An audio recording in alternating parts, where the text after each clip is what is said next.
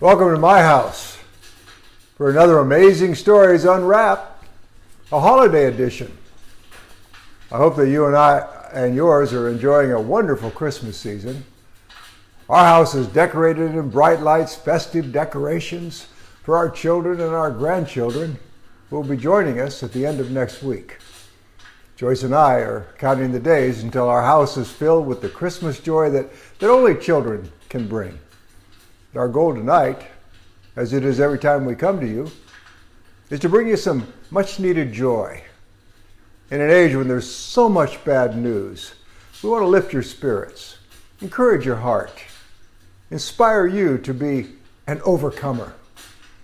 Tonight, I want to talk about your dreams, your aspirations, your goals, especially those who haven't come true yet. Now maybe you've worked hard, you've waited for a long time, and now you're discouraged. Maybe even you're on the ragged edge of giving up, of losing hope, of throwing in the towel. Don't you dare. Miracles still happen to those who are willing to wait, not give up hope. Christmas is the season of hope. It's about people who lived in the land of darkness, under the slavery of one conquering empire after another. For more than 700 years, they waited for a promised Savior. And then one night, when they least expected it, in a place where they least expected it, in a way that they least expected it, a Savior appeared, a baby who would grow up to die on a cross, then rise from a grave, ascend to heaven, pour out his Spirit on 120 disciples who would go to the ends of the earth with his message. 2,000 Christmases later, we're still the recipients of that dream fulfilled. You can never give up on your dreams. Now today I want to unwrap the amazing true story of a modern Christian Christmas miracle. Proof that if you hang in long enough and don't give up, dreams will still come true. I call this story from my new book, The 1-Year Book of Amazing Stories, A Christmas Miracle, ? The Reverend Howard Shade claimed that the story he wrote in a 1954 issue of Reader's Digest was true. Cynics argue that it was just too good to be true. Besides, fact checkers can't verify today with the pastor who died many years ago, who died without naming the couple in the story. So you be the judge. The story begins with water from a December storm created an ugly hole in the plaster behind the communion table of the church. "Christmas is only 2 days away," gasped the pastor's distraught wife. And so the couple went to an auction where he placed the winning bid on a gold and ivory lace tablecloth. They hung that beautiful tablecloth over the hole in the wall as the centerpiece of their Christmas decorations. It made the chancel area absolutely beautiful. At noon, on the blustery cold Christmas Eve day, the pastor noticed a woman standing at a bus stop near the church. When she told him that her bus wasn't due for 40 minutes, he invited her to wait in his warm sanctuary. As they talked, she told him that she had taken the long bus ride out from New York City to apply for a job as a governess, but was turned down because of her broken English. Then she spied the tablecloth and excitedly pointed to the monogrammed initials in the folds. That's my banquet cloth." The woman told a tragic story about how her Viennese husband had the beautiful cloth made for her in Brussels. When the Nazis invaded Austria, he sent her out of the country. He was supposed to join her, but never came.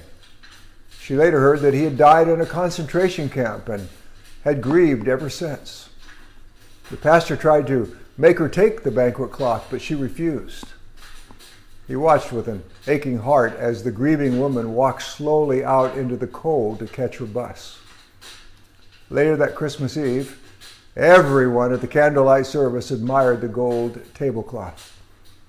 But a middle-aged jeweler was most intrigued.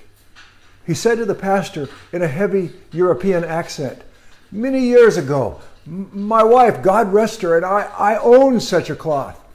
In our home in Vienna, my wife put it on the table whenever the bishop came to dinner. When the stunned pastor told him about the visit of a woman that afternoon, the jeweler began to sob. Can it be? Does she still live? Together, the two men found the local family who had interviewed the woman from the governess job. And with her address in hand, they drove together into New York City, where the couple had a miraculous Christmas reunion. Now, it's too bad that Christmas Grinches can't fact check this story. But does it really matter? We never really learn the names of the Magi or the shepherds or the innkeeper in the Christmas story. Joseph and Mary are long gone. So are the witnesses who saw the birth, death, and resurrection of Jesus. Fact checkers will never be satisfied with a story that's too good to be true. But since Reader's Digest labeled this story of the gold tablecloth drama in real life, those of us who believe that miracles still happen are willing to accept that story as truth. Just because you can't see something does not mean that you can't believe it. And just because it has not yet happened does not mean it won't. So don't let the Grinch steal your joy, your hope, or your faith. Like that old man and woman, you may have waited so long and even given up, but you never know. One day you may walk out of the cold and see a long-lost white and gold tablecloth. And later that night, a long-lost husband may be standing at your door. Miracles happen at Christmas. They did from that first night in Bethlehem and still do, 2,000 years later. Maybe that's why the New Testament book of Hebrews records these words of an anonymous apostle. Faith shows the reality of what we hope for. It's the evidence of things we cannot see. So tonight, perhaps you're barely hanging on by your fingernails. Maybe you're on the ragged edge of just giving up. I want you to remember the story of a woman who had given up ever seeing her husband again. Of a woman who walked in out of the cold and saw that golden white lace tablecloth. That tablecloth that her husband had given her so many years before. Of a jeweler who later that night saw the same tablecloth. And the pastor was able to reconnect him with a wife that he had long ago given up hope that he would ever see again. A Christmas miracle? Miracles still happen. They happen all the time.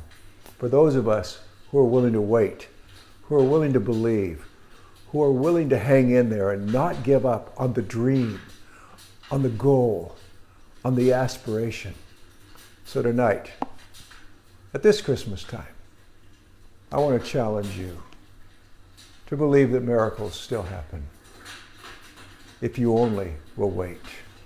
That story and so many more are in my book, the one-year book of amazing stories. Chock full of stories that will encourage you.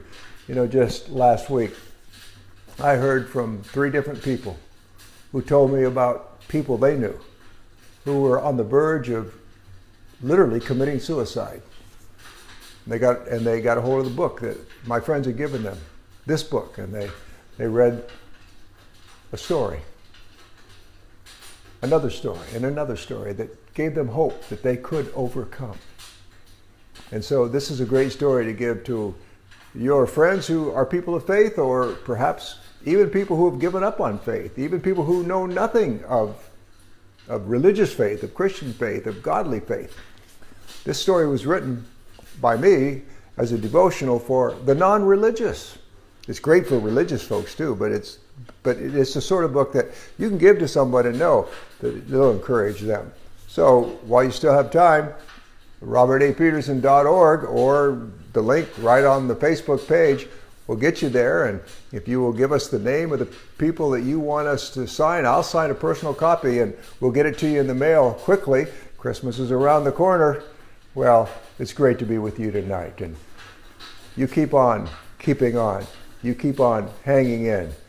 God's best is still waiting to be written in the wonderful story He's writing for you. God bless you. We'll see you later.